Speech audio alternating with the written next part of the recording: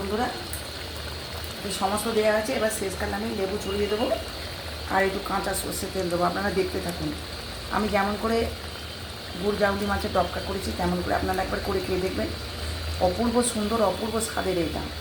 হ্যাঁ, একবার করে খেয়ে দেখবেন, করে খেয়ে দেখে কমেন্টে জানাবেন কেমন লেগেছে। আর প্রচুর লাইক, শেয়ার, সাবস্ক্রাইব করবেন। পাশে থাকুন, দেখতে থাকুন প্লিজ প্লিজ।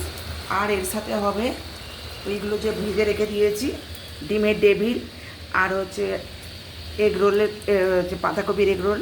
একে পিস পিস করে কেটে এবার এটা ঝাল হবে।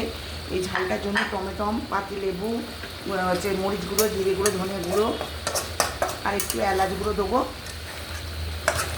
দিয়ে ঝাল করবো। হলুদ, নুন, লঙ্কা, তেল সমস্ত রকম দেবো। এবার একটু কাঁচা তেল আমি ছড়িয়ে দিচ্ছি। ডবটা যেহেতু একটু কাঁচা তেলটা শেষকালে দিলে খুব স্বাদ হয়। আমার এটা হয়েই এসেছে, আমি এবার এটা নামিয়ে দেবো। অল্প একটু কাই রাখবো।